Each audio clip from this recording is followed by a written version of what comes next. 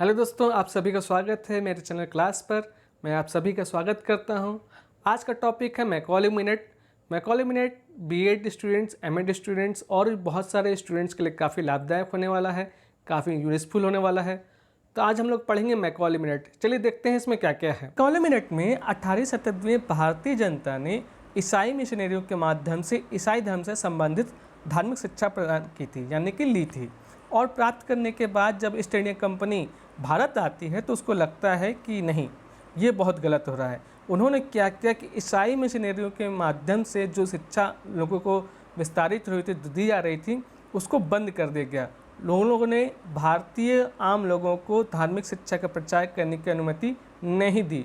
मिशनरियों को सारी तरह से बंद कर दिया गया। उन्होंने महसूस किया कि मिशनरियों की शिक्षा भारत में लोगों के बीच धार्मिक भावनाओं को प्रोत्साहित करेगी, जो कि हम बोल सकते हैं ईस्ट इंडिया कंपनी की जो व्यापार नीति है उसकी राजनयिक भूमिका कहीं ना कहीं प्रभावित करती है।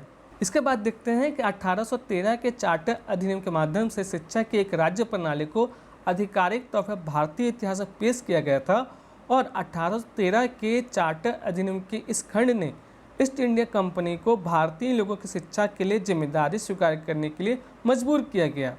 परिणाम स्वरूप ये होता है कि 1813 से 1857 तक कंपनी ने अपने नियंत्रण में कई स्कूल और कॉलेज खोले, जिसने भारत में अंग्रेजी शिक्षा प्रणाली की नींव रखी। इससे पहले जो हम लोग बोल सकते हैं कि मिशनरियों के द्वारा शिक्षा प्रदान की जा रही थी, उसमें अंग्रेजी को उतना अधिक माध्यम नहीं दिया गया था।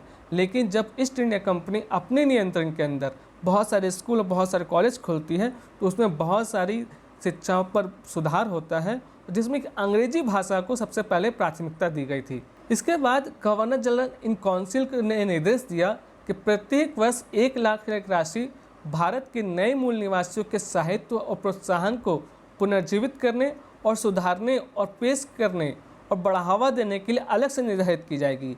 इससे पहले जो इसका अमाउंट था ये बहुत ही कम हुआ करता था, लेकिन बाद में गवर्नर इन जनरल ने क्या किया कि इसको बढ़ाकर 1 लाख किया गया। भारत में पहली बार ज्ञान और विज्ञान का ब्रिटिश क्षेत्रों द्वारा आवंटन किया गया, उस ज्ञान को बढ़ाया गया। पहली बार भारत की शिक्षा का विस्तार करने के लिए आधिकारिक धन का आवंटन किया गया था। इससे पहले आधिकारिक रूप से किसी भी प्रकार के धन का आवंटन नहीं किया जाता था।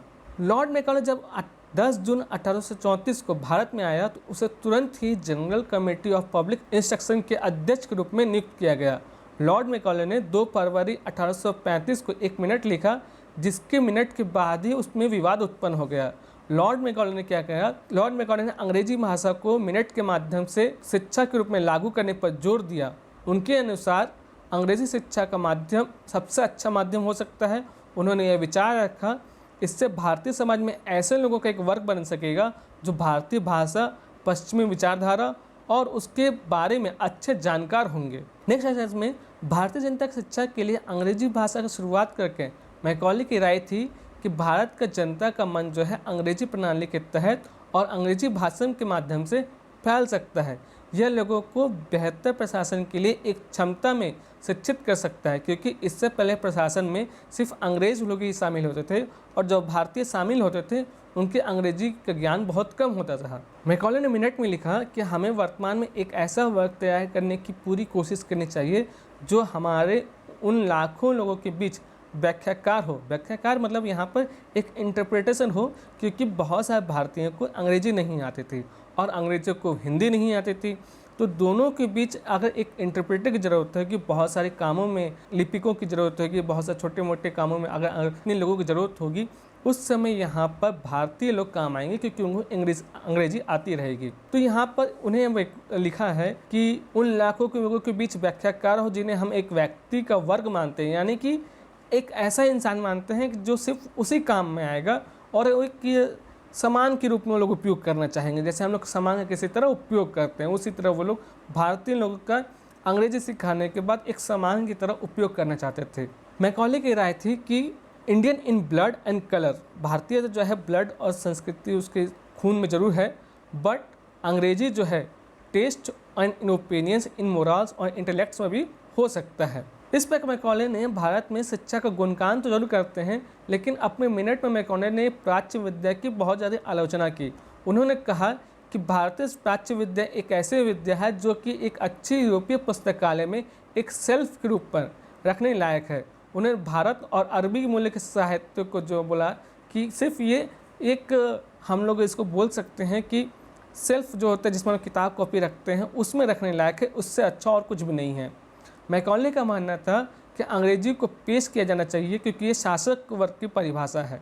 शासक वर्ग मतलब जो कि रूल करते हैं उन लोगों की भाषा है, तो इसको अंग्रेजी को बहुत ज़्यादा विस्तार करना चाहिए। उन्होंने कहा कि भारतीय जो उच्च वर्ग है ये अंग्रेजी से बहुत ज़्यादा परिचित है। वास्तव में क्या है कि भारत और कंपनी में कुछ उच्च वर्ग के लोग जो थे वो मैकॉले की योगदान की सराहना करते थे। उन्होंने प्रगति के मार्ग में मशाल वाला माना है मैकॉले को, जो मशाल वाला जो एक रास्ता दिखाता है। मैकॉले को उस तरह माना गया है कि अंग्रेजी के माध्यम से मैकॉले ने भारतीय शिक्षा को एक रास्ता दिखाया है। हालांकि लॉर्ड मैकॉले की आलोचनाएं जो है वो कहीं से भी ख़त्म नहीं होती हैं, उनका हर समय आलोचना होती है उनके विवाद पर, उनका मैकॉले मिनट पर जो उन्होंने लिखा था। इसमें कुछ भारतीयों ने प्राच्य विद्या और जो साहित्य था उस धर्म की जो निंदा की थी मैकॉले द्वारा, उसको दोषी ठहराया है। भारत ने गवर्नर लॉर्ड विलियम बेंटिक ने लॉर्ड मैकॉले के मिनट्स को स्वीकार किया और भारतीय शिक्षा के लिए माध्यम के रूप में अंग्रेजी भाषा को स्वीकार करने के लिए पारित भी किया था। इस पर प्रस्ताव पारित किया गया बाद में। निधि केवल जो है अंग्रेजी शिक्षा पर खर्च की जाएगी, देसी शिक्षा के स्कूलों और कॉलेजों को धन नहीं मिलेगा। यहाँ पर बात ये हो रही है कि जितने भी अंग्रेजी शिक्षा का प्रणाली जो दी जाएगी उसमें ज़रूर आपको इसमें जो 1 लाख रुपया था उसका खर्च किया जाएगा, लेकिन बाकी जो हम लोग की देसी स्कूल थी या जिसमें अंग्रेजी पढ़ाई नहीं होती है या इस कॉलेजों में, वहाँ पर इन कॉलेजों में इस धन का उपयोग नहीं किया जाएगा। मैकॉले में कुछ अपना कमेंट्स नोट्स दिए थे। उन्होंने कहा था कि अंग्रेजी जो है आधुनिक ज्ञान की कुंजी है, इसलिए ये शास्त्रीय भाषा जैसे संस्कृत और अरबी की तुलना में बहुत अधिक उपयोगी है। उनका मानना था कि अंग्रेजी ज़्यादा ही उपयोगी है। अगर हम शास्त्रीय भाषा जैसे कि हम लोग की भाषा जो थी संस्कृत और अरबी थी, उसकी तुलना में अंग्रेजी बहुत ज़्यादा यूज़फुल होगी। अंग्रेजी भाषा ने ज्ञान के क्षेत्र को उसी तरह पुनर्जीवित और कायाकल्प करने में एक लंबा रास्ता किया है जैसे कि लैटिन और ग्रीक ने अतीत में अंग्रेजी के लिए किया था। अंग्रेजी पश्चिम की मुख्य भाषा है, भारत में भी वो शासकों की भाषा है और इसलिए सुदूर पूर्व की भाषा होने की संभावना है, क्योंकि अंग्रेजी हमेशा जो है पश्चिम देशों की भाषा रही है और भारत में जब अंग्रेज़ आए और जो शासक रहे वो भी अंग्रेजी को बाद में बहुत ज़्यादा यूज़ करने लगे कि इसे सुदूर पूर्व होने की भाषा संभावना है। भारतीय जो है स्वयं अंग्रेजी साहित्य और विज्ञान का अध्ययन करने के लिए उत्सुक हैं। उन्होंने मैकॉले मिनट में ये कहा कि भारतीय जो है भारत में रहते हैं वो खुद भी अंग्रेजी साहित्य और विज्ञान का अध्ययन करने में बहुत ज़्यादा उत्सुक हैं, उत्सुकता दिखा रहे हैं। भारतीय के हित में अंग्रेजी भाषा का अध्ययन होगा। उनका मानना था कि अगर भारतीय लोग अंग्रेजी भाषा का उपयोग करेंगे, उसको पढ़ेंगे, उसको लिखेंगे, उसका यूज़ करेंगे तो वो उन लोग के लिए बहुत ज़्यादा लाभदायक होगा। मैकॉले का भारतीय शिक्षा में योगदान बहुत ज़्यादा रहा है, ऐसा मानना है। लॉर्ड मैकॉले को प्राच्य संस्कृति और साहित्य का कोई भी ज्ञान नहीं था और उसी के बारे में उनका दृष्टिकोण जो है अन्यायपूर्ण और अटूट रहा है, क्योंकि जब आपके किसी के बारे में कोई ज्ञान ना हो और आप उस बारे में कुछ टिप्पणी करें तो वो बिल्कुल अन्यायपूर्ण ही बोला जाएगा। मैकॉले जो है सब कुछ यूरोपीय ढंग से प्यार करते थे, उनको भारतीय का सब कुछ जो है तिरस्कारपूर्ण लगता था, इसलिए उनका दृष्टिकोण जो आधारित है वो यूरोपीय दृष्टिकोण पर आधारित है। वो भारत में ब्रिटिश हितों की किसी और चीज़ की तुलना में अधिक रुचि रखते थे। हालांकि उनका स्वीकारना था कि उन्हें भारत के लिए एक शैक्षिक नीति तैयार करने में अहम योगदान दिया है जो अभी भी जारी है, अर्थात आरंभ होने के 150 साल बाद भी ज़्यादा ही बीत गया है मेरे ख्याल से, कि आज भी हम लोग उसको फॉलो कर रहे हैं।